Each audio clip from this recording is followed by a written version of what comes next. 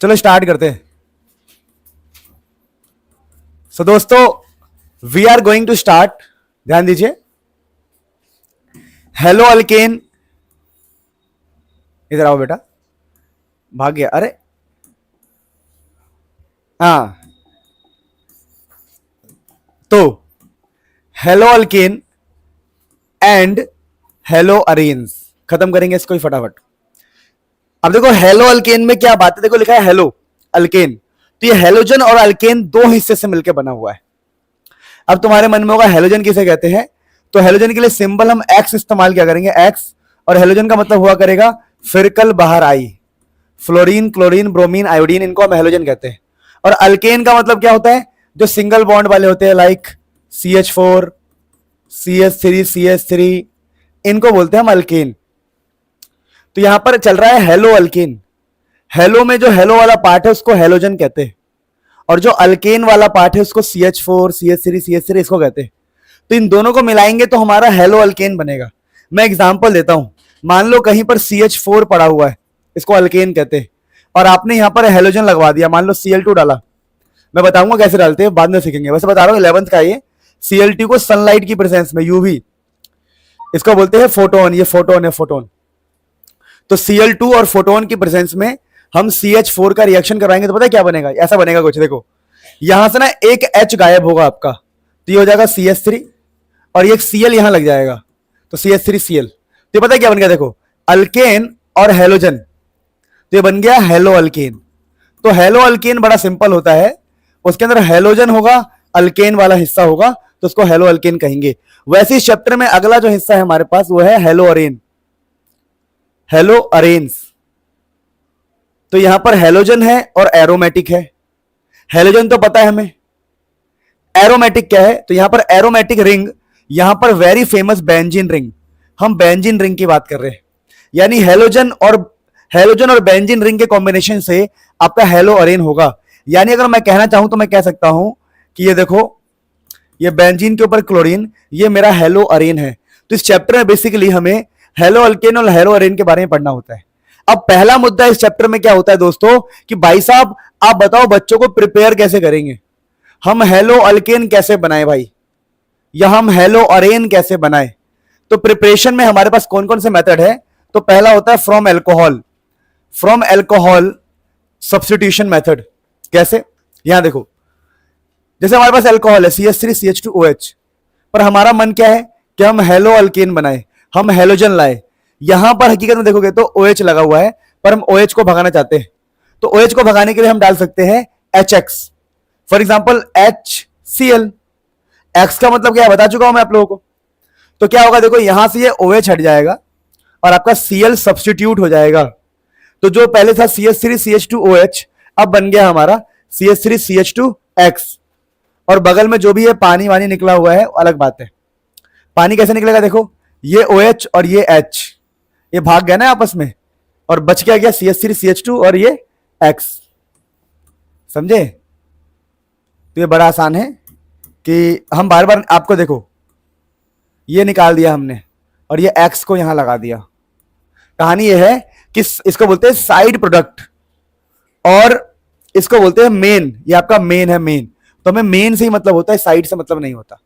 अब देखो मैंने कहा यार एल्कोहल है, अगर उसमें हम डाल देंगे ना PX3 या फिर P4X2, जैसे मैं एग्जांपल लेता हूं PCl3, मान लो PCl3, तो पता क्या होगा, OH की जगह पर Cl लग जाएगा, X लग जाएगा, X।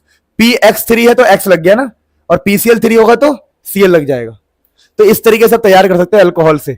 वैसे अगर आप देखोगे तो यहां भी आपको देखने को मिलेगा, क्या देखने को मिलेगा, मान लो ROH है और हमने PCl5 डाल दिया, तो जो क्लोरीन है, क्लोरीन वो Cl की जगह, OH की जगह जाके लग गया। और ये मेन होता है और ये होता है साइड, इसको याद रखो, इतना फर्क नहीं पड़ता, ठीक है। पर फिर भी अल्कोहल से सबसे इंपॉर्टेंट मेथड ये वाला होता है, ध्यान देना। बोलते भाई ये सबसे इंपॉर्टेंट मेथड है अल्कोहल से अगर प्रिपरेशन करनी है। इसका नाम होता है, प्यार से मैं आपको बताऊं, थायोनील क्लोराइड, थायोनील क्लोराइड। अब तुम बोलोगे सर ये इंपॉर्टेंट क्यों होता है, ये बताओ। क्योंकि मेरे दोस्तों देखो, हमने ROH में जब थायोनील क्लोराइड डाला और हल्का फुल्का हीट किया, तो आपका देखो OH हटके क्या लग गया, Cl। कई लोगों को आर का मतलब नहीं पता होता है। आर का मतलब मैं बता दूं, आर का मतलब है कुछ भी, लाइक CH3 हो सकता है, CH3 CH2 हो सकता है। आर मतलब कार्बन चैन। तो यहां पर आप देखेंगे तो ये ROH है, हमने डाल दिया थायोनिल क्लोराइड और हीट करने पर हमारा RCl बन गया। और यहां पर सबसे बड़ा फायदा क्या है, जो साइड के प्रोडक्ट है जो फालतू में बनते हैं वो स्केप कर जाएंगे, उड़ जाएंगे, स्केपेबल।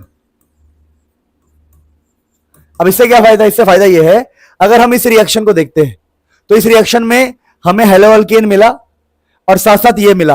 अब इन्हें हमें छांटना पड़ेगा, इन दोनों को छांटना पड़ेगा, अलग करना पड़ेगा, उसका खर्चा आएगा, कॉस्टिंग आती है, मेहनत लगती है। लेकिन इस वाले में क्या देखो, ROH SOCl2 आपको RCl मिला और ये फालतू वाले उड़ गए अपने आप, स्केप कर गए, तो आपको मिलेगा प्योर। और जब आपको प्योर हेलो अल्केन मिलेगा, या प्योर अल्काइल हैलाइड भी बोलते हैं, अल्काइल हैलाइड, अल्काइल हैलाइड भी बोलते हैं इसको कई बार, अल्काइल हैलाइड। जब प्योर मिलेगा तो भाई कितना फायदा है। तो कहते हैं कि ये एक इंपॉर्टेंट तरीका होता है। वैसे ही हमारे पास अल्कोहल से कुछ और इंपॉर्टेंट तरीके हैं। फॉर एग्जांपल मैंने कहा देखो मेरे पास है अल्कोहल और एक प्रोसेस होता है जिसका नाम होता है ग्रुप्स प्रोसेस, ठीक है ना, ग्रुप्स प्रोसेस। अच्छा, ग्रुप्स प्रोसेस में रिएक्टिविटी ऑर्डर की बात करें दोस्तों, अगर हम रिएक्टिविटी ऑर्डर की बात करें दोस्तों, तो ध्यान रखना 3 डिग्री अल्कोहल, 2 डिग्री अल्कोहल, फिर 1 डिग्री अल्कोहल्स। अब तुम लोग बोलोगे सर ये क्या है सर, इसका ये मतलब है कि 3 डिग्री अल्कोहल सबसे ज्यादा रिएक्ट करता है, फिर 2 डिग्री, फिर 1 डिग्री। अब कई लोग बोलेंगे हमें डिग्री पता ही नहीं है।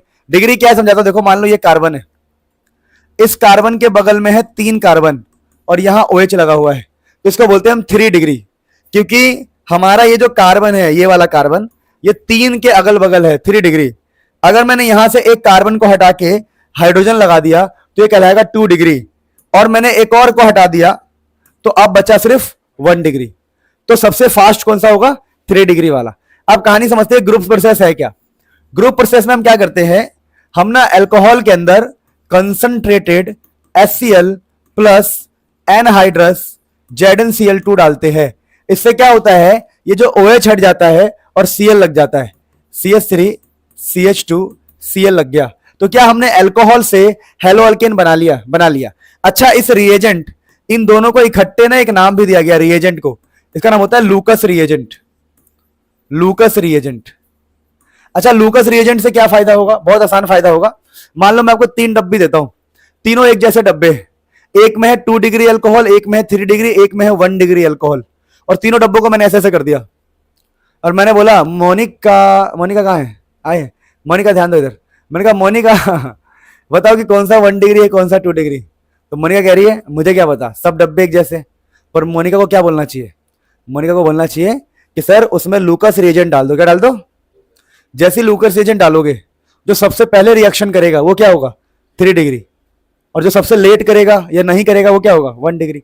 क्या बात समझ में आई, क्या बात समझ में आई कि लूकस रिएजेंट की हेल्प से हम ये भी पता लगा सकते हैं कौन सा 3 डिग्री है, कौन सा 2 डिग्री है, कौन सा 1 डिग्री है। तो देखो हम अल्कोहल से हेलो अल्केन बना सकते हैं बहुत इजीली। तो हमने पहला मेथड सीख लिया और कोई दिक्कत ही नहीं है।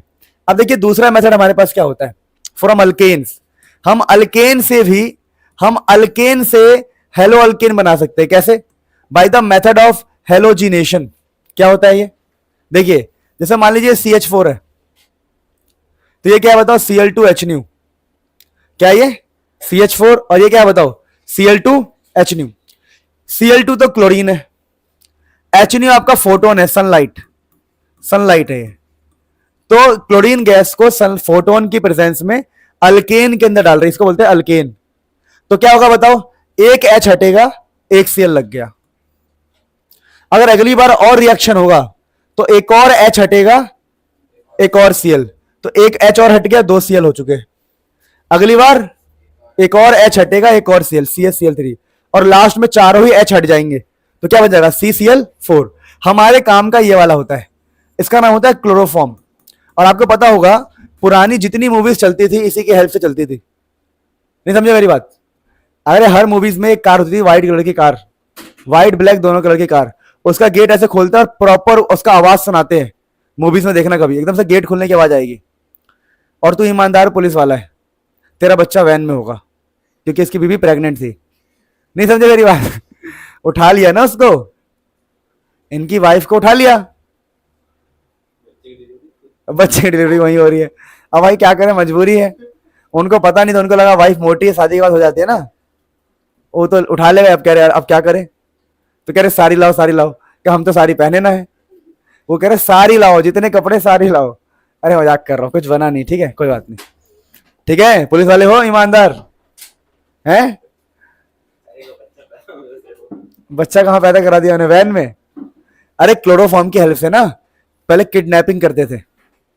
जैसे मान लो कोई बहुत ईमानदार वो है, ऑफिसर है, वो मान नहीं रहा, तो उसके घर में से किसी को भर लेंगे वैन में, फिर बोलेंगे बेटा तू उस फाइल पे दस्तखत कर, वरना हम यहाँ दस्तखत कर देंगे। नहीं समझे मेरी बात को, समझ गए होंगे होशियार बच्चे। फ्रॉम अल्कीन्स, ये सोच रहा था मेरा बच्चा वैन में क्यों होगा, रीजन कुछ और था, तुम कुछ और सोच रहे होंगे, ठीक है। फ्रॉम, इसके दो मतलब निकल सकते हैं, मान सकता हूं मैं, ठीक है। अब देखो अल्कीन से, तो देखिए ये एक सिमेट्रिक अल्कीन है। देखिए ये अल्कीन किसे कहते हैं, सुनो, ये कान कान बोल रहा हूं, ये कार्बन, ये कार्बन, ये है डबल बॉन्डेड कार्बन, इसके इस तरफ भी CH3, इस तरफ भी CH3, और आप डाल रहे हो HX, मान लो HCl डाल दिया आपने। तो ऐसे केस में ना किसी भी एक पर, इन दोनों में से किसी भी एक पर, इस देखो दो बता रहा हूं मैं, इसमें और इसमें, इन दोनों में से किसी भी एक पर X को ले जाओ, और जो बच गया उसके ऊपर H को ले जाओ। तो इस पर मैं H ले गया, तो CH3 CHX, CH2 CH3 ऐसा बन जाएगा, ठीक है, कोई दिक्कत नहीं है। तो ये पहले अल्कीन था, अब बन गया हेलो अल्केन, ठीक है। अब देखो, अब ये दो इंपॉर्टेंट है, मार्कोनी वाले और एंटी मार्कोनिको वाले। इसमें क्या होता है, इसमें ना अल्कीन सिमेट्रिक नहीं है। सिमेट्रिक मतलब देखो ये डबल बॉन्डेड है हमारे, इस साइड तो CH3 है, इस साइड कुछ भी नहीं है। तो ऐसे केस में आपको मार्कोनिको रूल का इस्तेमाल करना पड़ता है। मार्कोनिको रूल खुलेआम कहता है, क्या कहता है खुलेआम, कि भैया नेगेटिव वाले बंदे को, सबसे पहला नियम देखो, CH डबल बॉन्ड CH2, सबसे पहला नियम कि आपको इन दोनों कार्बन को ही देखना है। और मार्कोनिको रूल कहता है नेगेटिव को ले जाओ कम हाइड्रोजन पे, मार्कोनिको कहता है कम हाइड्रोजन पे ले जाना है, नेगेटिव को ले जाना है कम हाइड्रोजन वाले पे। तो बताओ कम हाइड्रोजन कहां पर है, यहां पर है, तो आपका नेगेटिव मतलब जो क्लोरीन है ब्रोमीन है वहां जाके लग जाएगा, तो CH3 CX। अब जो H बच गया, H जाएगा ज्यादा वाले हाइड्रोजन पे, तो ये हो जाएगा आपका CH3। देखो दो हिस्से H plus X minus, X को कम हाइड्रोजन पे ले जाना है, इसको मार्कोनिको रूल कहते हैं। एंटी मार्कोनिको मतलब क्या, एंटी मार्कोनिको का मतलब क्या हो गया कि आप डबल दोनों बॉन्ड कार्बन को सिलेक्ट कर लो। अब मार्कोनिको कहता है कि भैया X को कम हाइड्रोजन पे ले जाना है, कम हाइड्रोजन पे। तो एंटी मार्कोनिको उसका उल्टा कहेगा कि जो भी आपका Br माइनस है या X माइनस है उसको ज्यादा हाइड्रोजन पे ले जाओ, ज्यादा मतलब इस पे ले जाओ, और जो बच गया उसको बगल वाले पे डाल दो, तो बन जाएगा CH3 CH2 CH2 Br, CH3 CH2 CH2 Br। तो ये Markovnikov rule, anti Markovnikov rule लगाया, और हमने देखा कि कैसे हम क्लोरीन ब्रोमीन इन सबको लेके आते हैं। बस समझ में आई। अब दोस्तों हम आगे बात करते हैं फटाफट इस चैप्टर के अंदर। देखिए अगला हमारे पास क्या है, देखिएगा समझिएगा। अगला हमारे पास अल्कीन पड़ा एक बढ़िया था। अभी अल्कीन कैसा है, इस अल्कीन में कार्बन डबल बॉन्ड कार्बन वाली बात चल रही है। अब अगर इसके अंदर हम डालेंगे ना Br2CCl4, तो कुछ नहीं होगा, एक ब्रोमीन यहां बैठ जाएगा और एक ब्रोमीन यहां बैठ जाएगा, तो बन जाएगा CH2Br सिंगल बॉन्ड, क्योंकि बॉन्ड नए बॉन्ड बनने से डबल टूट जाएगा, तो CH2Br CH2Br CH2Br CH2Br बन जाएगा। ये काफी इंपॉर्टेंट होता है Br2CCl4 वाला। अब मेरे दोस्तों बड़ा आसान है, ये वाला अपने सिलेबस में नहीं तो हम इसकी बातें नहीं कर रहे, ये बाई चांस लिख दिया गया, इसको छोड़ देते। अब काम की बातें करते हैं यहां पे। अब हम ये जान गए हैं कि हेलो अल्केन कैसे बनाते हैं। We are fast, yes we are fast,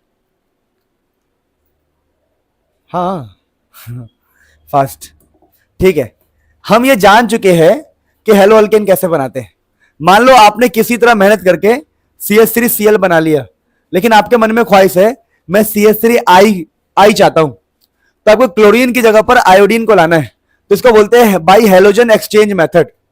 कुछ नहीं करना, हम NaI डालेंगे तो ये NaCl निकल सकता है, और आपके हाथ में क्या मिल जाएगा फिर, CH3I। तो बताइए क्या हुआ, हेलोजन एक्सचेंज हो गया। पहले जहां क्लोरीन था अब वहां पर आयोडीन आ गया, इसको बोलते हैं हेलोजन एक्सचेंज मेथड, जिसमें इस रिएक्शन का नाम होता है फिंकलस्टीन रिएक्शन। अब आपके मन में सवाल आएगा कि मैं फिंकलस्टीन रिएक्शन को याद कैसे रखूंगा। तो फिंकलस्टीन रिएक्शन को याद करने का बड़ा आसान तरीका बता रहा हूं कि देखिए फिंकलस्टीन की फॉर्मूले में है Ni, तो जब NaAI डालोगे वो रिएक्शन फिंकलस्टीन वाला होगा। जैसे किसी ने बोला फिंकलस्टीन, तो मैंने बोला फिंकल एन और आई वाला, फिंकल में क्या आता है FIN, तो NaI वाला। अच्छा, तो NaI वाला फिंकलस्टीन रिएक्शन होता है। तो क्लोरोबेंजीन की जगह पर आयोडीन आ जाएगा ड्राई एसीटोन की प्रेजेंस में। ठीक है, समझ में आया? तो इसको बोलते हैं हेलोजन एक्सचेंज में पहला। अगला होता है हेलोजन एक्सचेंज में सॉर्ज रिएक्शन। सॉर्ज रिएक्शन में क्या होता है कि मान लीजिए आपके घर में ब्रोमीन पड़ा हुआ है, लेकिन आपका मन कर रहा है कि यार मैं फ्लोरीन को खाऊं, तो आप डाल देंगे AgAF ड्राई एसीटोन के साथ, तो जहां पर पहले ब्रोमीन था वहां फ्लोरीन लग जाएगा। ठीक है, अब ये सब साइड का प्रोडक्ट है, आप समझ ही गए होंगे। अब कहानी है कि याद कैसे रहेंगे, तो स्वैग वाले को ऐसे याद कर लो, स्वैग। तो जिस इंसान में स्वैग हो, आग फायर, कहते ना भाई स्वैग आग फायर, नहीं समझे? स्वैग है भाई, स्वैग नहीं आया समझ में? स्वैग में ऐसे क्यों करते हैं लूले की तरह, पता नहीं मैंने कभी सोचा नहीं, पर कूल तो लगता है, नहीं लगता? लगता है। उंगलियां बस सही हो तो, अगर उंगलियां सही उठी है तो सही लगेगा कूल। अगर गलती से उंगली चेंज हो जाए फिर तो भाई साहब, फिर तो एकदम उधर से भी। चलो, ब्रोडीन हंस डीकर रिएक्शन। अब देखो इसमें क्या होता है, सबसे पहले हम लेते हैं कार्बोक्सिलिक एसिड। ये क्या है बताओ? इसका लेंगे हम सॉल्ट, क्या लेंगे? सिल्वर के साथ। इसका नाम है सिल्वर, प्लस माइनस की वजह से बोलेंगे salt, silver salt of carboxylic acid. तो जब आप silver salt of carboxylic acid लेते हो और उसमें डालते हो Br2 CCl4, तो सबसे पहले CO2 निकल जाता है, निकल गया। फिर एक Ag और एक Br निकल जाएगा, तो यहां क्या बचा बताओ? एक Br और यहां क्या बचा? CH3। तो CH3Br संबंध बना लेंगे, CO2 और AgBr निकल जाएगा। इसको बोलते हैं ब्रोडीन हंस डीकर रिएक्शन। यानी ब्रोडीन हंस डीकर रिएक्शन में क्या होता है, जो भी कार्बन पीछे की तरफ होगा उसी का हेलो अल्केन बन जाएगा, समझे? अब अगला रिएक्शन होता है हमारा हेलोजिनेशन। इसमें क्या कर रहे हैं हम, जैसे मान लीजिए मैं आपको बेस्ट एग्जांपल देता हूं। देखो Fe दिख जाए, Fe के साथ डार्क दिख जाए, ठीक है, एनहाइड्रस दिख जाए AlCl3 के साथ या FeCl3 के साथ। अब हमेशा ध्यान रखना, इन बंदों का काम होता है एक एक्स को खाना। ये सब मिलके एक एक्स को खा जाएंगे। अगर ये एक एक्स को खा जाएंगे तो क्या बचेगा बताओ? एक एक्स। तो जो बचा हुआ एक्स है वो बेंजीन पे जाके लग जाएगा। मैं एग्जांपल के तौर पे कराता हूं। मान लो मेरे पास कोई बेंजीन रिंग है और मैंने कहा Cl2 और मैंने डाल दिया सनलाइट। सनलाइट तो डाल नहीं सकते यहां पे, सॉरी, Cl2, इनमें से कुछ भी, Fe डार्क या एनहाइड्रस AlCl3। चलो मैं लिख देता हूं एनहाइड्रस AlCl3। अब ये जो एनहाइड्रस AlCl3 है, इसका एक ही काम है। क्या काम है? ये जो हमारे दो Cl दिख रहे हैं उनमें से एक Cl को उठा लेना। जब ये एक Cl को उठा लेगा तो यहां बचेगा क्लोरीन का पॉजिटिव, जो बच गया है पॉजिटिव क्लोरीन का, क्योंकि वो इलेक्ट्रॉन लेके भाग गया। तो ये पॉजिटिव जाके बेंजीन का सहारा लेगा और बेंजीन पे लग जाएगा। तो असली कहानी ध्यान रखना, जब भी इनमें से कुछ भी दिखाई दे, Fe dark, anhydrous AlCl3, FeCl3, इनका एक ही काम होता है एक क्लोरीन को या एक हेलोजन को खाना। एक को खाएगा ही खाएगा, कुछ भी हो जाए, और जो बचा हुआ है वो बेंजीन पे जाके लग जाएगा। तो इसको बोलते हैं हेलोजिनेशन। इस प्रकार से हमने प्रिपेयर कर लिया। अब हम पढ़ रहे हैं फ्रॉम बेंजीन डाइजोनियम सॉल्ट्स। हम बेंजीन डाइजोनियम सॉल्ट से कैसे काम कर सकते हैं? अब तुम बोलोगे यार बेंजीन डाइजोनियम सॉल्ट ये क्या होता है? तो बेंजीन डाइजोनियम सॉल्ट को ध्यान दो सारे बच्चे, ये जो बेंजीन डाइजोनियम सॉल्ट है इसको प्यार से बोलते हैं BDC।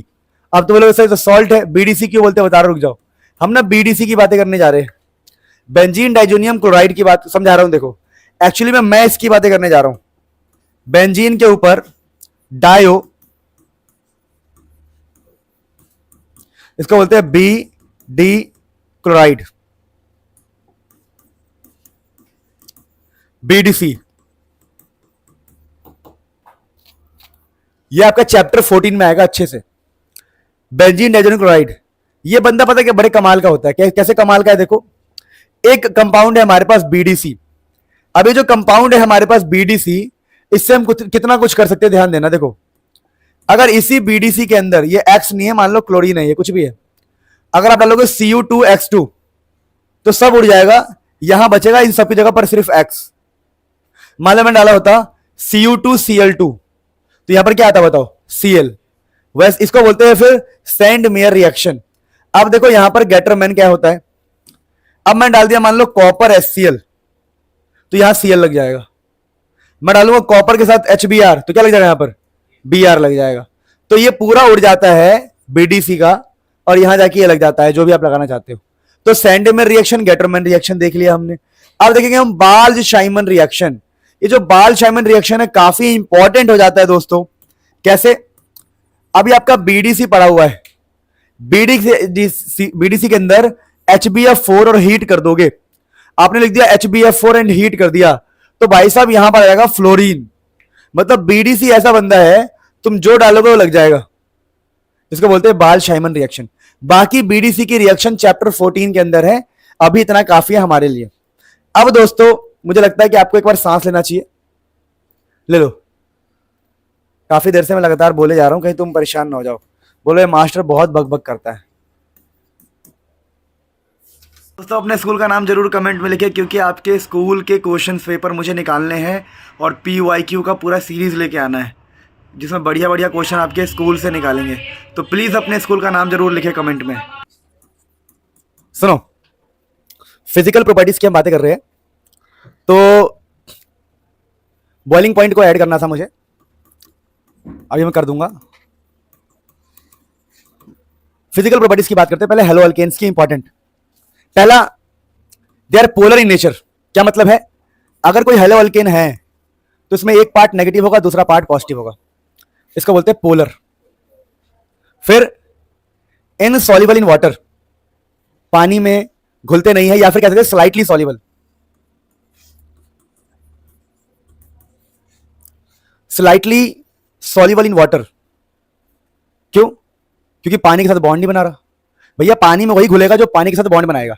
तो लिखा है ये जो हेलो अल्केन्स होते हैं पोलर है, ठीक है, but insoluble in water because no formation of H bonding, bonding ही नहीं करते पानी के साथ। पानी की खासियत क्या है, पानी की खासियत है कि पानी के अंदर होता है H। अब भैया यहां बॉन्डिंग नहीं हो पा रहा, जब बॉन्डिंग नहीं हो पा रहा, अच्छा नहीं हो रहा, स्ट्रांग नहीं हो पाता है, इनफ स्ट्रांग बॉन्डिंग नहीं हो पाती है। वैसे मेन रीजन इनका वैसा होता है कि the energy release is not enough to overcome the attraction between the molecules. तो ऐसी मैं कहानी आपको सुना के परेशान नहीं करूंगा। तो कुल मिला के बात है कि भैया वो H बॉन्डिंग नहीं कर पा रहा। अब density increase with increase in carbon, ये तो खास सिंपल सी बात है, नंबर ऑफ कार्बन बढ़ेगा तो डेंसिटी बढ़ेगी, तो बहुत सिंपल बात है। Boiling point, boiling point important topic है, यहां से क्वेश्चन भी आता है। तो अगर मैं बॉइलिंग पॉइंट की बात करूं मित्रों, तो boiling point is proportional to mass and branching inversely. क्या मतलब है, मतलब यह है, मान लो यहां पर 2 कार्बन और क्लोरीन है और नीचे 1 2 3 कार्बन और क्लोरीन है, तो आप कहोगे भैया या का बॉइलिंग पॉइंट ज्यादा होगा। क्यों ज्यादा होगा, इसका मास ज्यादा है। कहीं पर अगर मास ज्यादा होता है तो हम कहते हैं कि बॉइलिंग पॉइंट क्या होगा, बताओ, बॉइलिंग पॉइंट ज्यादा होगा, कोई दिक्कत तो नहीं है। लेकिन क्वेश्चन ऐसा आ जाए, चलो मास तो हम समझ गए, ऐसा आ जाए क्वेश्चन 1 2 3 4 और यहां क्लोरीन है, अगली बार 1 2 3 4 अब क्लोरीन है, तो यहां ब्रांचिंग हो गई, ब्रांच लग गए। जब भी ब्रांचिंग होगी मतलब सरफेस एरिया एक तरह से कह सकते, देखो स्ट्रेट लाइन का मतलब स्ट्रेट लाइन, ब्रांचिंग का मतलब ऐसे कोइल बनना, सिमटना। तो अगर ब्रांचिंग अगर होगी तो बॉइलिंग पॉइंट कम होगा, यानी इसका बॉइलिंग पॉइंट ज्यादा है, इसका कम है, इसका बॉइलिंग पॉइंट कम है। तो मैंने बताया कि भाई बॉइलिंग पॉइंट मास पर भी डिपेंड करता है एंड ब्रांचिंग पर भी डिपेंड करता है। समझ आया। अब दोस्तों एक और छोटी सी बात मैं आपको समझाऊं, चलो बाद में बातें करेंगे, डाइपोल मोमेंट वाली भी करेंगे बात। अभी हेलो अरेंज पे आ जाओ, ये पानी में नहीं घुलते, क्यों, क्या इनको घुलना नहीं आता? उसके पीछे रीजन ये होता है कि जो बेंजीन रिंग होता है ना हेलो अरेंज में, ये हाइड्रोफोबिक होता है, पानी से डरता है। पानी से डरता तो घुलेगा क्यों, डिसॉल्व नहीं होगा। तो लिखा है insoluble in water due to large hydrophobic benzene ring. दूसरा पॉइंट क्या है, boiling point increase with increase in size, तो पता ही हमें, साइज बढ़ने से मास बढ़ेगा, मास बढ़ने से बॉइलिंग पॉइंट बढ़ेगा। अगला, दोनों का ही, चाहे अल्काइल ग्रुप हो चाहे हेलोजन हो, दो पार्ट होता है ना, एक होता है अल्काइल, एक होता है हेलोजन। तो इसका साइज बढ़ने से बॉइलिंग पॉइंट बढ़ेगा और इसका बढ़ने से भी क्या बढ़ेगा, बॉइलिंग पॉइंट बढ़ेगा। थर्ड पॉइंट सबसे इंपॉर्टेंट है, एग्जाम में आता है। थर्ड पॉइंट क्या कह रहा है, for di halogens, di halogen समझते हो, फॉर डाई हेलोजेंस मतलब देखो एक क्लोरीन, इसको होता है दो हेलोजन, और इस वाले का नाम पता है क्या होता है, इस वाले का ऑर्थो, ये ऑर्थो है। वैसे एक और हो सकता है, इसको बोलते हैं पैरा, पैरा। तो देखो ऑर्थो वाले को देखोगे ना तो अजीब सा शेप है, इसका शेप है सिमेट्रिक।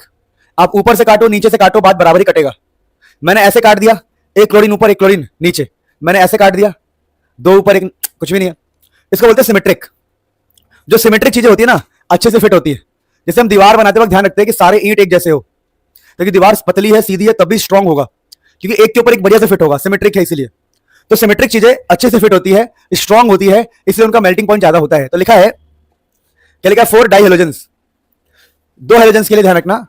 पैरा का जो आइसोमर होता है, para isomer has high closely, नहीं ये रहा sorry, 4 di halogen para isomer has high melting point as its molecules are closely, molecules pack closely in crystal lattice. इनके मॉलिक्यूल बहुत अच्छे से पैक हो जाते हैं क्योंकि सिमेट्रिक है, एक जैसे होते हैं, समझे। तो काफी इंपॉर्टेंट पॉइंट है, इसको रीड करो फिर आगे बढ़ते हैं।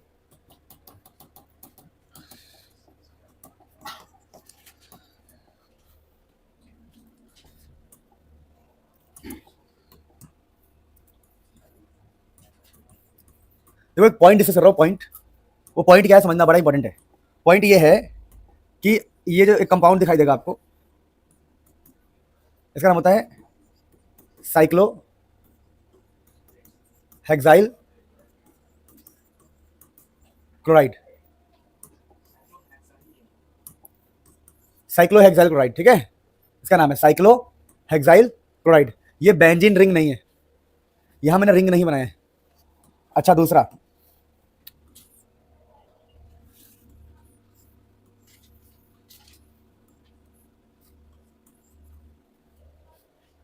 ये साइक्लोहेक्साइल क्लोराइड और ये आपका बेंजीन का रिंग है ना, इसे बोलते हैं क्लोरोबेंजीन। दोनों में फर्क दिखाऊं, फर्क ये है कि बेंजीन रिंग की वजह से इसके जो इलेक्ट्रॉन हैं, ये जो इलेक्ट्रॉन होते हैं उठ के यहाँ जाते हैं नीचे, तो यहाँ बॉन्ड बन जाता है, बॉन्ड। इस बॉन्ड का नाम होता है partial double bond, partial double bond character. जिसकी वजह से क्या होता है, इसकी वजह से ये होता है कि ये स्ट्रांग हो जाता है, मजबूत, कार्बन और Cl बॉन्ड जो कि स्ट्रांग हो जाता है, स्ट्रांग। और दूसरा इंपॉर्टेंट बात, शॉर्ट, छोटा हो जाता है, छोटा। क्यों, डबल बॉन्ड हमेशा छोटा होता है सिंगल बॉन्ड से। अब इससे क्या घाटा है, इससे बहुत सारे घाटा है। यहां पर ऐसा कुछ भी नहीं है, ये सिंगल ही है, ये सिंगल ही रहेगा क्योंकि यहां पर बेंजीन नहीं है। अब इससे घाटा और फायदे की बातें करते हैं। देखो घाटा और फायदे, घाटा ये है जब डिस्टेंस छोटा हो गया तो डाइपोल मोमेंट सुना आप लोगों ने, डाइपोल मोमेंट। डाइपोल मोमेंट का फॉर्मूला पता है क्या होता है, डाइपोल मोमेंट होता है चार्ज इनटू में डिस्टेंस। कुछ ऐसा पढ़ा होगा हमने, P is equal to charge into में 2a फिजिक्स में। आप खुद सोचो लॉजिकली, अगर ये वाला डिस्टेंस कार्बन और क्लोरीन, कार्बन क्लोरीन का बॉन्ड छोटा हो गया तो डिस्टेंस घट गया, डिस्टेंस घटने से डाइपोल मोमेंट क्या हो जाएगा, घट जाएगा। यानी साइक्लोहेक्साइल क्लोराइड के कंपेयर में हेलो जो क्लोरोबेंजीन है उसका डाइपोल मोमेंट कम ही होता है। दूसरा ये आसानी से रिएक्शन कर सकता है क्योंकि इसका बॉन्ड सिंगल है, टूट जाएगा। पर ये वाला बंदा आसानी से रिएक्शन नहीं कर सकता, यानी क्लोरोबेंजीन आसानी से रिएक्शन नहीं कर सकता due to partial double bond. Double bond क्या होता है, स्ट्रॉन्ग, तो बॉन्ड टूटने में डिफिकल्टी होगी, ठीक है। इसी रेजोनेंस की वजह से होता है, रेजोनेंस, ये जो हमने बताया ना रेजोनेंस, तो लिख सकते हैं हम due to resonance partial double bond arises, partial double bond character arises. उससे क्या होता है, कार्बन और क्लोरीन का बॉन्ड हो जाएगा स्ट्रॉन्ग, स्ट्रॉन्ग होने से रिएक्शन नहीं करेगा और छोटा होने से डाइपोल मोमेंट क्या हो जाएगा, घट जाएगा। तो काफी इंपॉर्टेंट टॉपिक होता है। अच्छा तो ये बात तो हम समझ गए कि इनका डाइपोल मोमेंट कम होता है, लेकिन मैं आपसे बोलूं कि इसमें भी मैं वैरायटी कर दूं, वैरायटी क्या वैरायटी कर दूं, वैरायटी ये कर दूं कि मैं आपसे ये कहूं दोस्तों कि मेरे पास ऐसे ही है पर एक आयोडीन वाला है, एक ब्रोमीन वाला है, एक क्लोरीन वाला है, एक फ्लोरीन वाला है, तो किसका डाइपोल मोमेंट ज्यादा होगा, तो कहेंगे भैया आयोडीन वाले का ज्यादा है, फिर ब्रोमीन, फिर क्लोरीन, फिर फ्लोरीन। याद रहेगा। अब मैं आपको एनसीईआरटी में ना होमवर्क दे रहा हूं, एनसीईआरटी में क्वेश्चन है, देखो CH Cl3 CH2 Cl2 CH3 Cl CCl4, इनका चेक करके आना किसका डाइपोल मोमेंट कितना है। एनसीईआरटी का क्वेश्चन देखो, इसका तो जीरो होता है, सब कुछ छोड़ो, एनसीईआरटी में डाइपोल मोमेंट के जितने भी क्वेश्चन है, एनसीईआरटी में डाइपोल मोमेंट के जितने भी क्वेश्चन है कर लेना, एग्जाम के लिए इंपॉर्टेंट टॉपिक है ये। क्या बात समझ में आती है? अब हम पढ़ चुके हैं केमिकल प्रॉपर्टीज की तरफ। केमिकल प्रॉपर्टीज में आपको ध्यान रखना है, जैसे कि मान लीजिए मैं आपको समझा दूं पहले ही, ये RX का मतलब पता है, R का मतलब है CH3 फिलहाल के लिए, और X का मतलब है मान लीजिए यहाँ पर क्लोरीन। अब वो कह रहा है कि देखो RX है, उसमें हमने क्या डाल दिया, OH, तो क्या होगा भैया आपका CH3Cl में OH, Cl हट के क्या लग जाएगा, OH, तो CH3OH बन गया। फिर कह रहा है भैया इसी RX में हमने डाल दियो Na प्लस OR माइनस, ये OR, सोचो क्या होगा फिर, ये Cl हटेगा मतलब ये X हटेगा और क्या लग जाएगा बताओ, OR लग जाएगा। तो पहले से R है और X हट के क्या लग गया, OR, तो बन गया ROR। क्या बन गया, एग्जाम्पल समझा दूं, मान लो CH3Cl है और हम डाल रहे हैं NaOCH3, कैसे, NaOR, तो क्या होगा यहां पर मेरे मित्रों मेरे दोस्तों, ये Na और Cl गायब हो जाएंगे, तो क्या बनेगा बताओ, CH3OCH3 ROR। तो ये बातें आपको ध्यान रखनी है। वैसे हमने KCN डाल दिया तो क्या होगा, ये काफी इंपॉर्टेंट टॉपिक है, बता दूं आपको हल्का सा। देखिए KCN और AgCN फर्क समझना। अब मैं कहता हूं कि Cl जाए मतलब X जाएगा, देखो X जाएगा और Cn लगेगा तो बन जाएगा RCN। क्या बन जाएगा, हमने सोचा दोबारा अगर हम डालेंगे तो X जाएगा और क्या लग जाएगा, Cn, लेकिन लगा क्या देखो, NC लगा, यानी जब आप Cn डालोगे तो Cn लगेगा, जब K के साथ, सुनना K के साथ ध्यान दो, अगर आप K के साथ Cn डालोगे तब तो Cn लग जाएगा, पर अगर आप Ag के साथ Cn डालोगे तब उल्टा हो जाएगा, NC लग जाएगा। रीजन क्या, रीजन बड़ा सिंपल है, ये वाला बंदा होता है आयोनिक। कैसा होता है, आयोनिक। तो आयोनिक में ना C और C का बॉन्ड बनता है स्ट्रॉन्ग, इसीलिए C साइड से बॉन्डिंग हुई है। कहां से, ये आयोनिक में अगर C से लगेगा तो बॉन्ड स्ट्रॉन्ग बनेगा, और ये है कोवेलेंट। AgCN में AgCN होता है कोवेलेंट। तो ध्यान रखना, कोवेलेंट के लिए तरीका बता रहा हूं, देखो याद कर लो AgN, ए जान, क्या याद कर लो, ए जान। AgN का मतलब है ए जान, मतलब कि जब भी Ag वाला जो होगा ना तो N से ही रिएक्शन होगा, क्योंकि जो कोवेलेंट होते हैं उसमें N फ्री होता है इलेक्ट्रॉन लेके, आपका N के पास इलेक्ट्रॉन पेयर होगा रिएक्शन करने के लिए अच्छा खासा। तो हम कहेंगे अच्छा, यानी AgCN में N से बॉन्डिंग इसलिए होगी क्योंकि कोवेलेंट कंपाउंड है ये। तो मैंने क्या बोला, आयोनिक में C से बॉन्डिंग होगी इस केस में, क्योंकि C और C का बॉन्ड स्ट्रॉन्ग बनेगा, लेकिन कोवेलेंट होने की वजह से यहां पर N से बॉन्डिंग होगी, किससे होगी, N से, देखो इसलिए NC बनता है। वैसे सेम देखो, सेम अगर आप नीचे देखते हो नीचे तो आपको दिखाई देगा AgNO2, और मैंने कहा Ag में रिएक्शन किससे होता है बताओ, N से, तो Ag है ना, तो देखो RX है, X हटेगा, R के बगल में क्या लग जाएगा, NO2। रीजन क्या है, रीजन ये, इट इज कोवेलेंट, और कोवेलेंट में कहां से रिएक्शन होता है, N साइड से। अब यहां देखो KNO2 है, तो ये तो आयोनिक है, क्या ये, तो आयोनिक में हमेशा उल्टा के साइड से रिएक्शन होता है। जैसे अगर Ag में N से हुआ है तो K में किससे होगा, O से, इसलिए आपका R के बाद ONO लग गया, क्या लग गया, NO2 की जगह क्या लग गया, ONO। नहीं समझे मेरी बात, मतलब R के बगल में X है, X को हटना है तो X NO2 से हट गया, और वही X किससे हटा बताओ, ONO से हटा। तो ये आपको ध्यान रखना है, Ag के साथ हमेशा N से रिएक्शन करवाते हैं।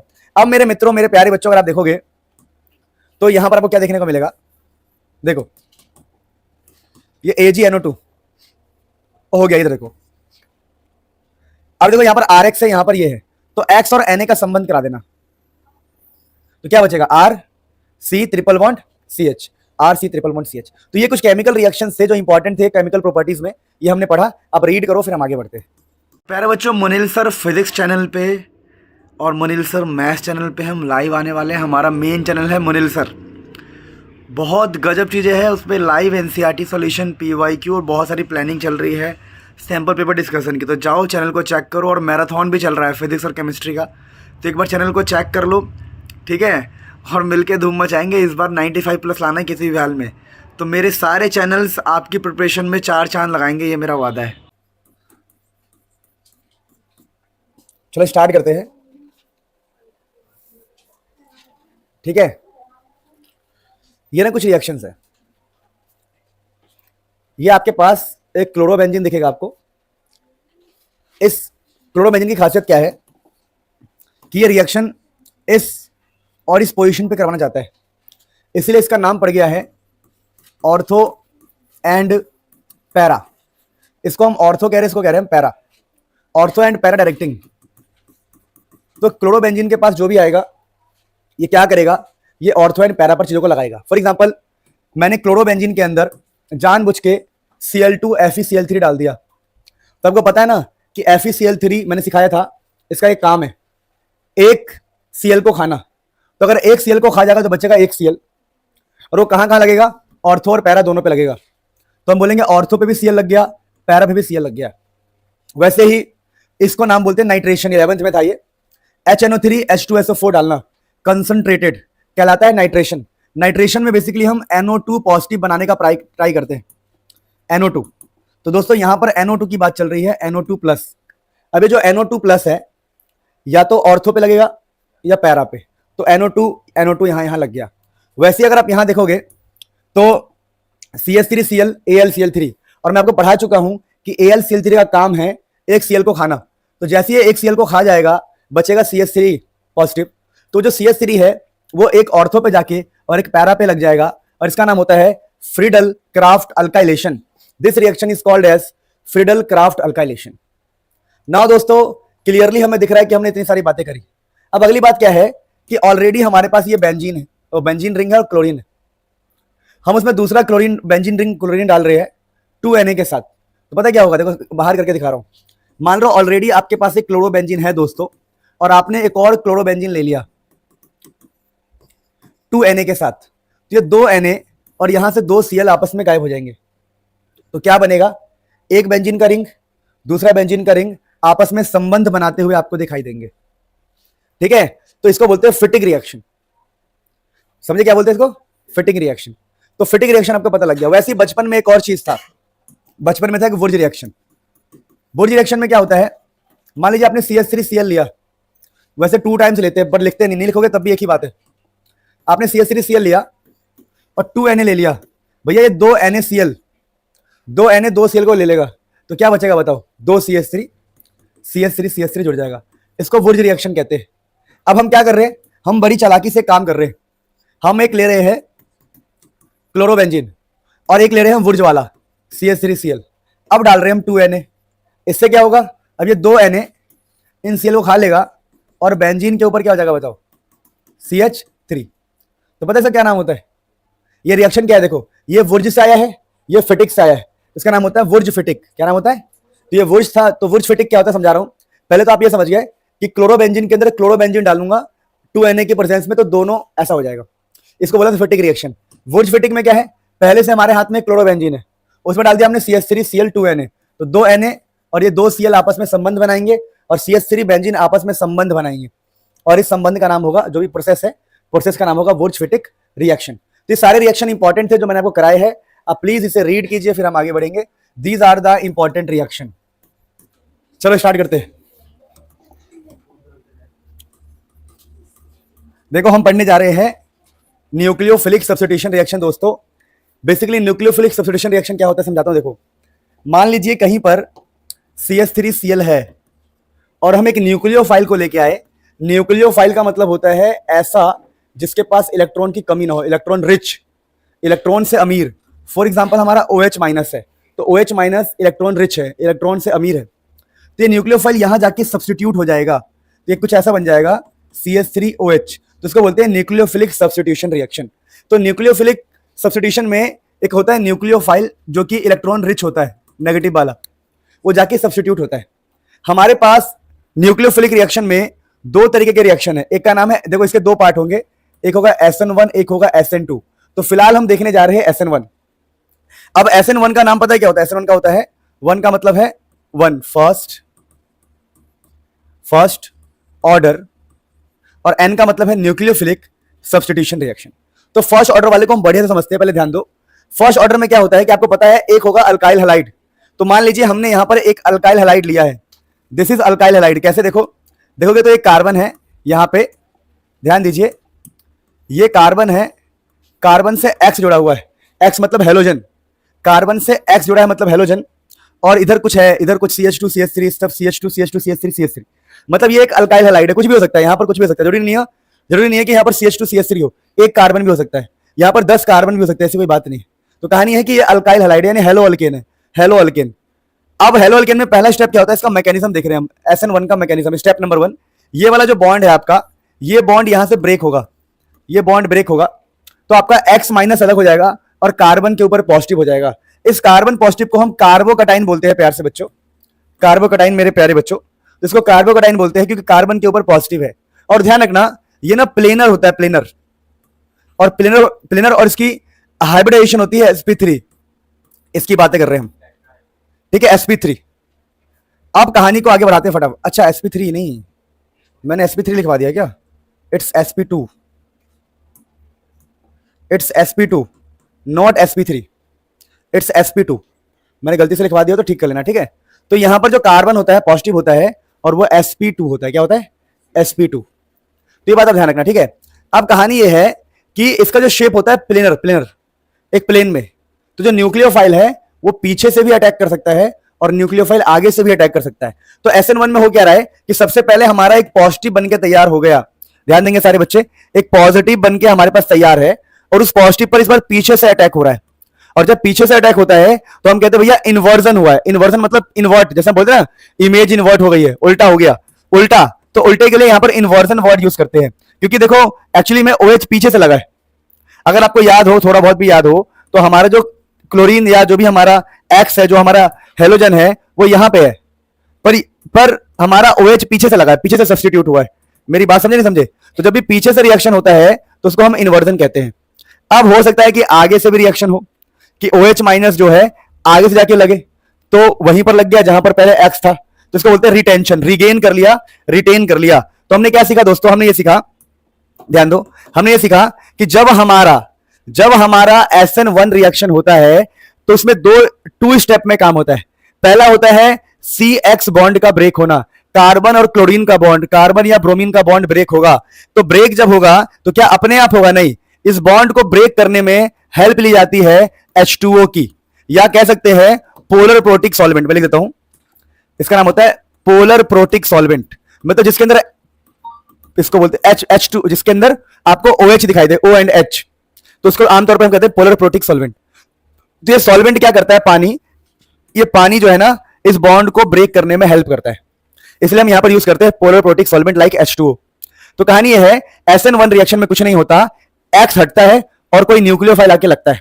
अब न्यूक्लियोफाइल पीछे से लगेगा तो इन्वर्जन बोल देंगे, न्यूक्लियोफाइल आगे से लगेगा तो रिटेंशन बोल देंगे। तो कोई बहुत बड़ी बात नहीं है, कोई दिक्कत तो नहीं किसी को। अच्छा, अब यहां पर एक चीज ध्यान रखना, इन्वर्जन रिटेंशन दोनों होने के चांस है।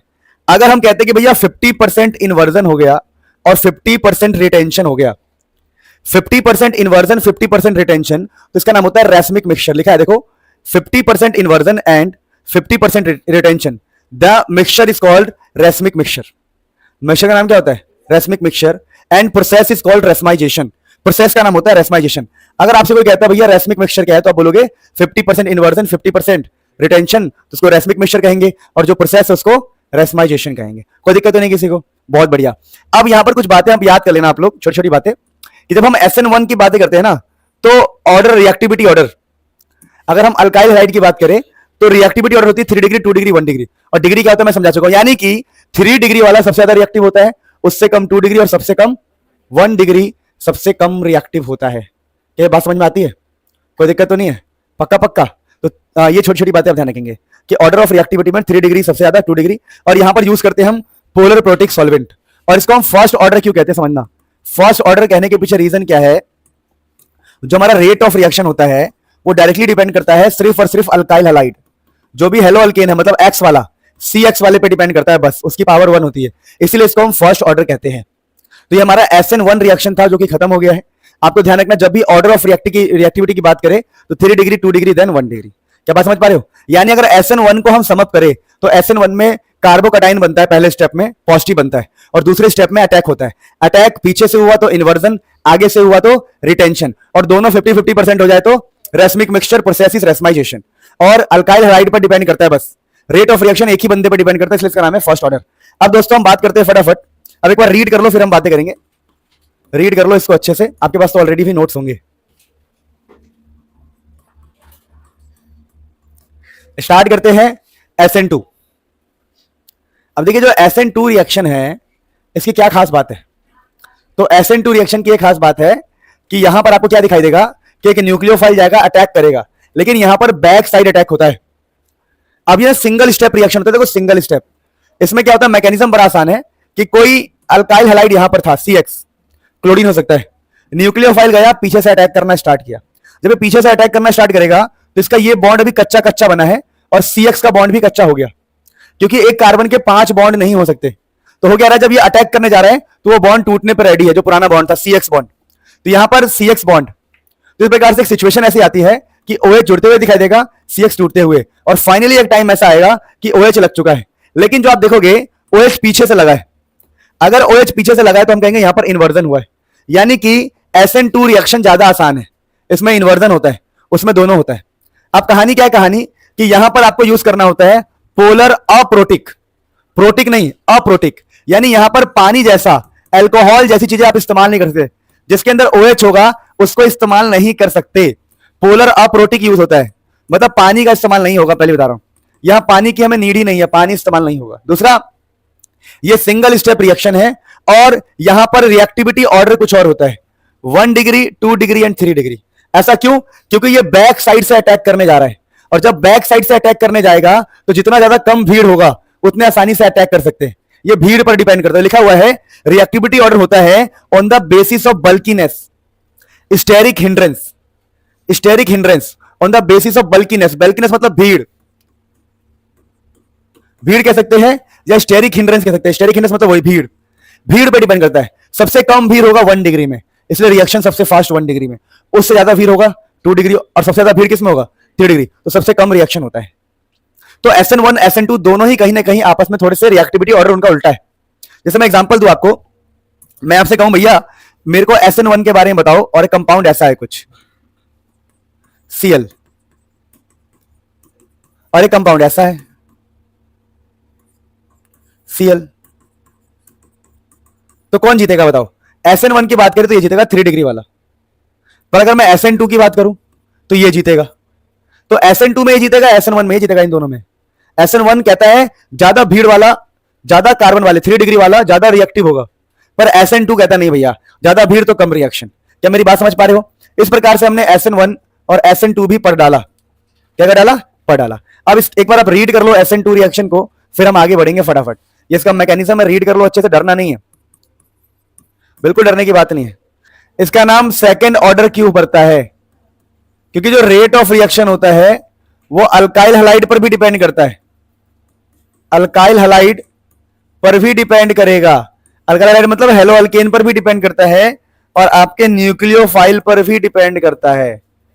इसीलिए इसको बोलते हैं 1 और 1 2 सेकेंड ऑर्डर, मतलब ये दोनों पर ही डिपेंड करता है। तो ये बहुत ही अच्छा पॉइंट था, इसे नोट कीजिए, रीड कीजिए, फिर दोस्तों हम फटाफट आगे बढ़ेंगे। किसी को पेपर की चिंता तो नहीं है? पेपर को तुम्हारी चिंता है।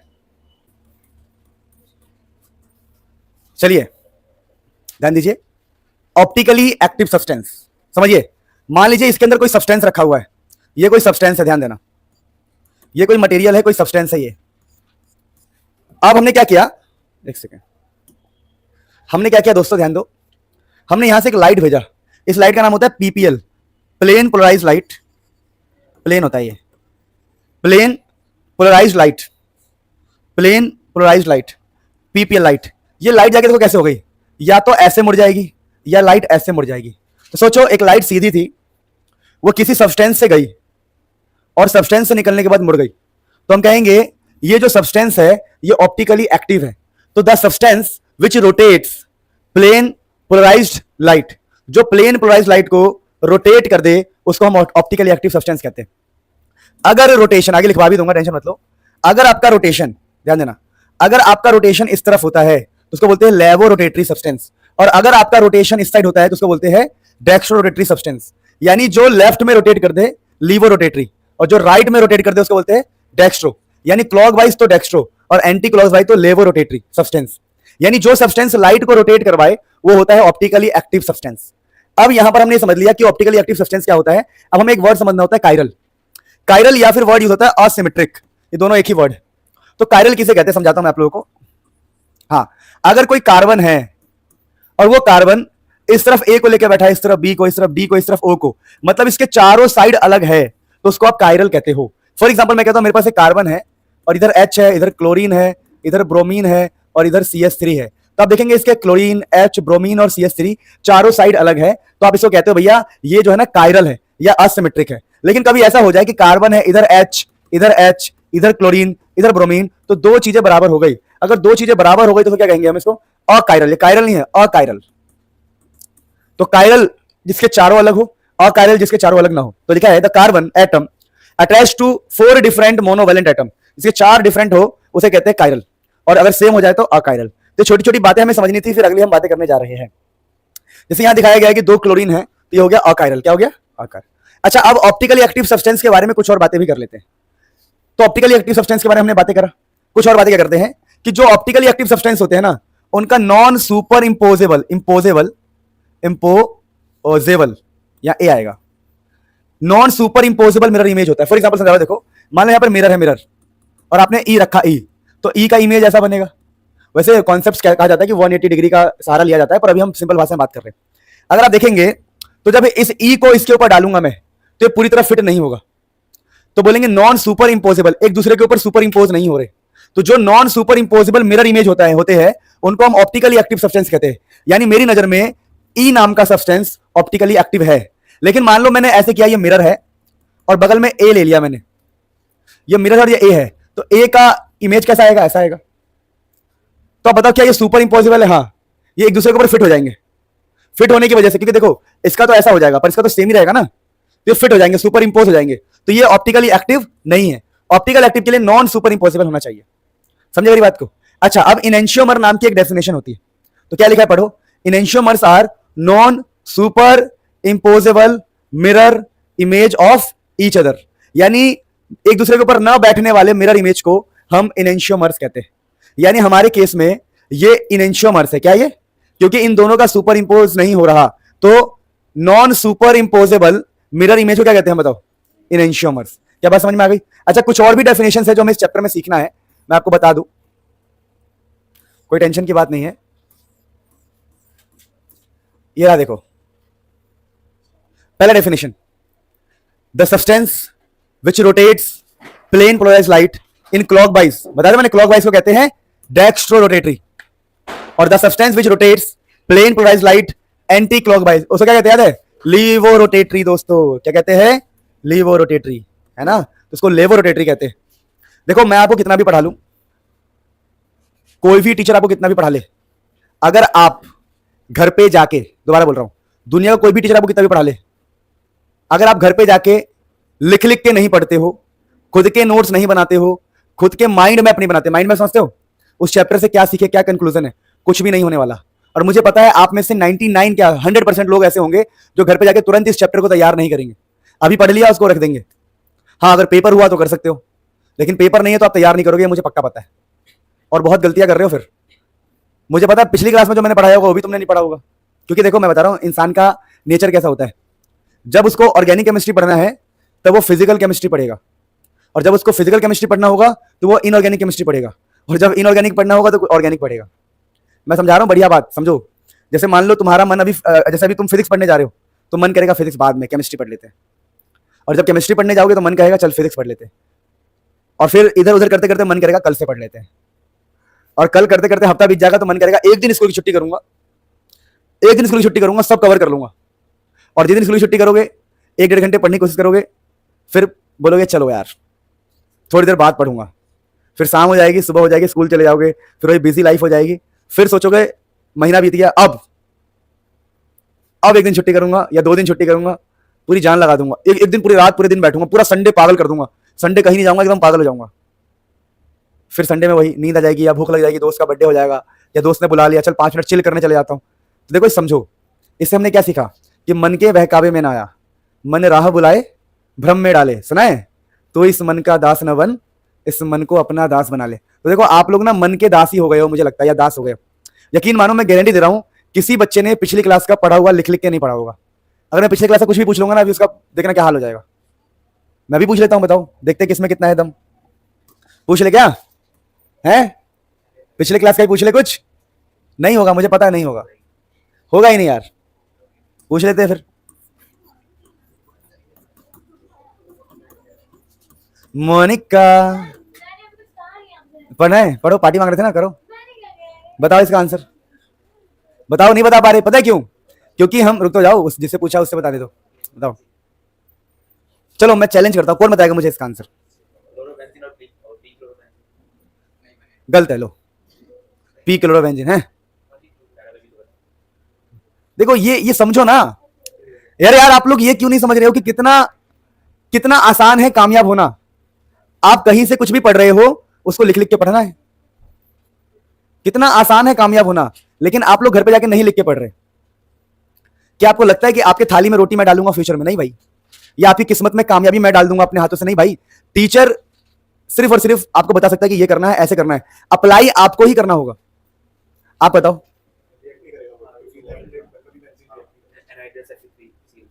देखा यूट्यूब वाले लेक्चर ना, देखा, पढ़ा, बंदे ने पढ़ा हुआ है। देखो इसको आता है, बाकी किसी ने दिमाग, 90% जनता का दिमाग नहीं चला। कितना आसान काम था ये, कि यहां पर रिएक्शन होगा ही नहीं, क्योंकि यहां पर एच न्यू लिखा हुआ है।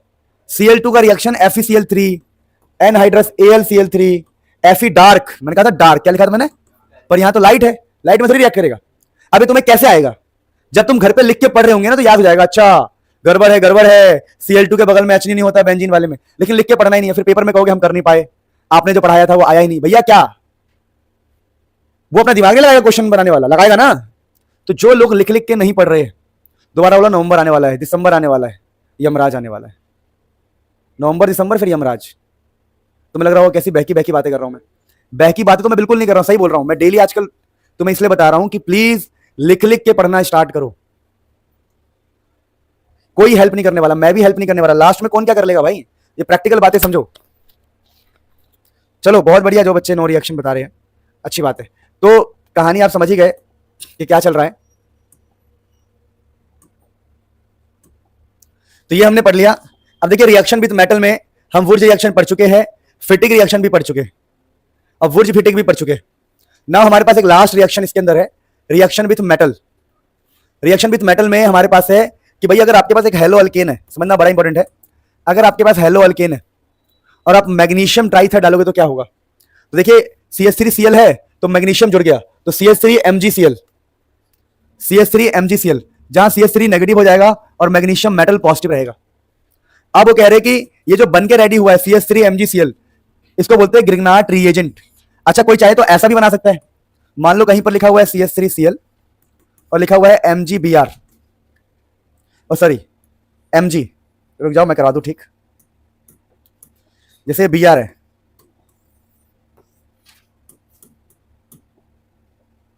ये Br है, यहां क्या लिख दूं मैं? Mg, तो ये बन जाएगा CH3MgBr ड्राई ईथर में। तो ये प्लस और ये माइनस। अब कहानी क्या है? कहानी ये है कि Grignard reagent must be prepared in anhydrous condition. मतलब ये तो ग्रिग्नार्ड रिएजेंट हो गया, पर वो कह रहा है कि ग्रिग्नार्ड रिएजेंट को आपको एनहाइड्रस, मतलब वहां पर हाइड्रस नहीं होना चाहिए, पानी, पानी, मॉइस्चर नहीं होना चाहिए। मॉइस्चर इसका मतलब है मॉइस्चर, पानी नहीं होना चाहिए। Grignard reagent must be prepared in anhydrous condition, कि मॉइस्चर और पानी नहीं होना चाहिए। एनहाइड्रस का ये मतलब है। क्यों? क्योंकि भैया अगर इसको पानी मिल जाता है तो पानी का एक H यहां भाग जाएगा, ये बन जाएगा CH4। क्या बन जाएगा ये? CH4, ध्यान रखना। पानी मिलते ही ये CH4 बन जाएगा, और ये बगल में जो है आपका क्या है बताओ? MgBrOH बाहर निकल जाएगा, या MgOHBr जो भी है। MgBrOH आपका बाहर निकल जाएगा। कैसे? यहां पर अगर एक H यहां चला गया तो क्या बचा यहां पर? OH, MgBrOH। तो MgBrOH एक तरफ हो जाएगा, CH4 एक तरफ। यानी जब ग्रिग्नार्ड रिएजेंट को पानी मिलता है ना, तो वो अल्केन बनाता है, अल्केन। अगर वो अल्केन बना लेगा तो फायदा क्या है? इसीलिए ग्रिग्नार्ड रिएजेंट को बड़े सावधानी से सूखे कंडीशन में विदाउट मॉइस्चर बनाना होता है। इवन बहुत सारी दवाइयां ऐसी होती है कि पैकेट खोलोगे वो खराब होना स्टार्ट हो जाएगा मॉइस्चर की वजह से। तो डॉक्टर कहता है जब खाओगे तभी खोलना, और काटते वक्त ध्यान देना होता है कि काटते वक्त उस दवाई का कुछ लीक ना हो जाए। तो कहानी क्या है? कहानी यह है कि हमने इस चैप्टर को खत्म कर लिया है। इस चैप्टर में कोई पार्ट अगर तुम्हें लगता है कि मैंने नहीं कराया तो मुझे बता दो। मेरे हिसाब से सारे इंपॉर्टेंट रिएक्शन तो हमने कराई दिया आपको, है ना। बाकी जो भी है अल्कोहल, फिनॉल, इन सब में आएगा। तो एक बार आप चैप्टर को रीड करें, रिवाइज करें, फिर हम आगे बढ़ते हैं।